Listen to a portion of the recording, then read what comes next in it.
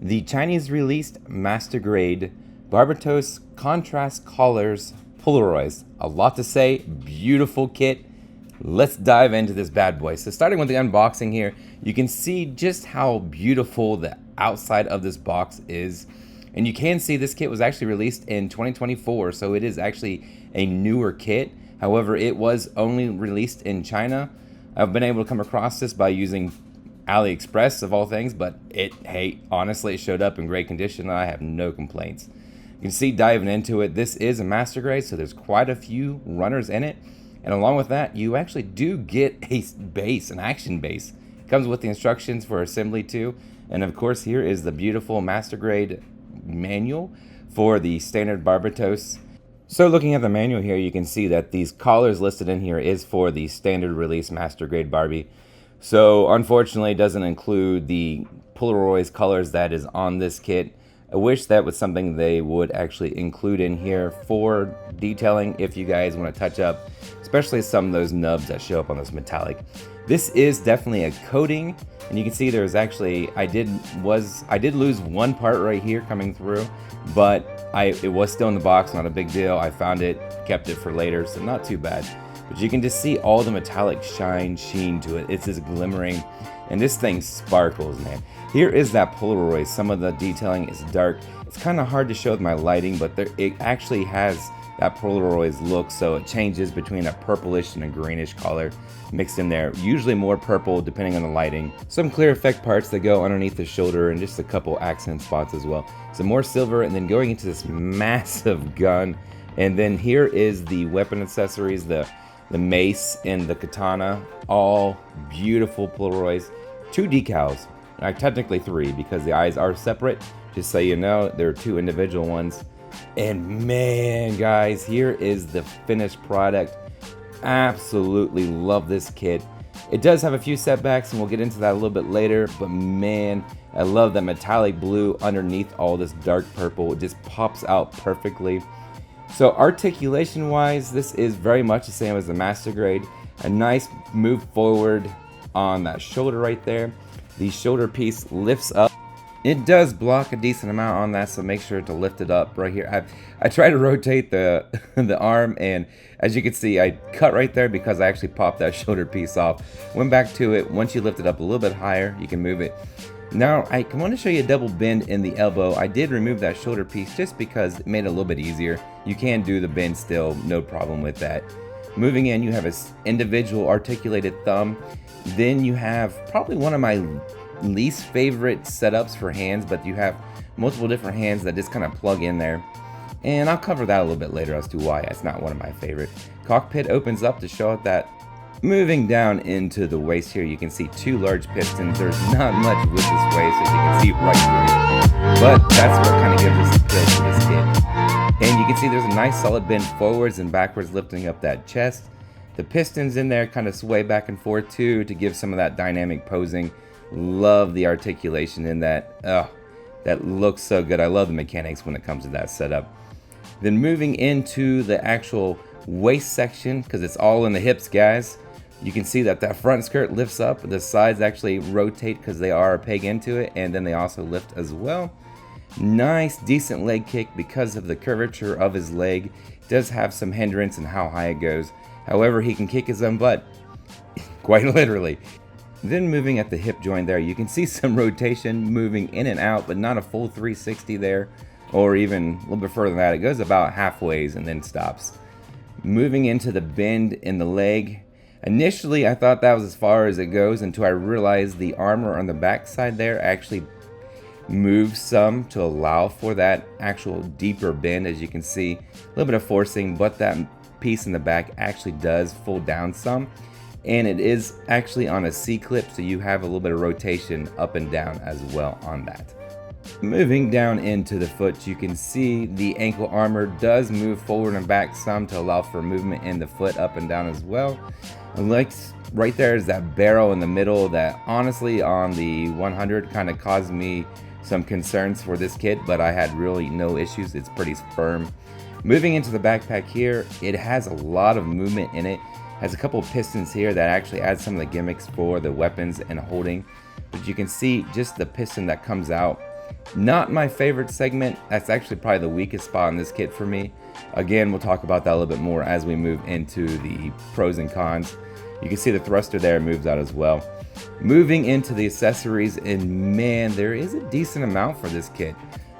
I love the Mikazuki, by the way.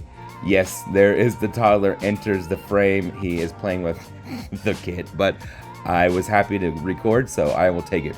Looking at this massive gun that he has, I want to show you a comparison with my hand just because it was actually very difficult to get this into the overall recording. But you can see right there that there is a decent amount of articulation. The handle slides up and forwards and then back, and then also for storage purposes, the barrel twist folds into itself, at least folds back. So it's still a full long piece, unfortunately. I wish it had a double fold, but does not. And then the piece right there on the top, I forgot to mention that in the articulation, but it actually does pop out and allow for some movement, but it slots right into the actual backpack. The blue pieces on the backpack, they can slide up in a clip. Not overall the best setup because sometimes they don't want to stay out, but for the most part it does a good job. Then switching over there, you can see just how loose that kind of swings around. And for the sake of you guys, I actually went ahead and moved on because if not, it was mind-numbing to watch me try to pose that properly for the articulation segment. You'll see it in the posing. Moving into this katana, you can see on the handle there is some grooves. That's because the hands on the holding hands actually have grooves that slot into, and they sit in there firmly. It's snug. It holds it extremely well, and I am very pleased with that. A word to the wise though, make sure you put the fingers on first and then plug it into the hand, because it actually, because of the additional points on the fingers, doesn't allow you to slide that in there and then plug it in. Same thing, there's a small attachment that you use that slots right there onto the back side and snug. It's very light, so it has no problem staying in place. Moving into this gigantic mace, there is some articulation in it. As you can see, I actually have the point of it extended out already. You can move it in and out. And then the handle itself, once you get that out, you can see that it comes out a decent amount there. Those are actually pretty pointy too, just FYI, I poked myself a few times. As you can see, the handle actually moves in and forces the point out some, and then you can pull it a little bit further out if you wanted to. Beautiful thing, again in that Polarized colors, I absolutely love it. Same setup with the hand, it is kind of snug on there. This one, just because it was round, it was a little bit harder to get to keep on the weapon itself, but once you found the right slot, it hits in there pretty good. Of course, it is kind of heavy, so you shake it around some, it will fall off, but that's alright. You can see here on the back side, you use the same segment as the katana. Unfortunately, you only had one of these pieces. I wish they would have provided two, but you only have one of these, and it does sit in there. You can actually put it higher up or lower up depending on how you want to pose it, and it sits in there nicely. It holds it firmly, and I had no issues. Moving into the overall kit, I cannot believe it, but it stands freely with both the large weapons on the back. I was thoroughly impressed with that. I did not see that coming, but I had to give it a shot to see if it would work or not. I absolutely love this kit. It's so beautiful. The color scheme is just out of this world, one of a kind, and I love the metallic. I love the flake that's in it, and of course being on the master grade Barbatos too, and how, you know, devious this thing, how menacing this kit looks. It absolutely suits it so well in those dark colors. And then just the unique design of the Barbatos, it made the articulation so refreshing, so fun to go through. There's a lot of movement in the individual parts that you would not expect to find on such a narrow-waisted kit, or so many various things throughout. Now this kit, this contrast collars, is actually a series that runs.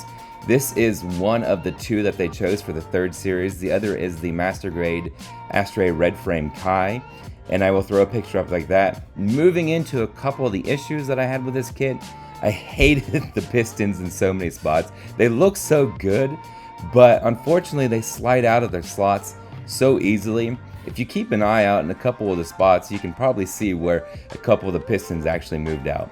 I absolutely hated this. I won't say it too often, but I absolutely hated the movement in this gimmick to try to set up to put that large gun into position.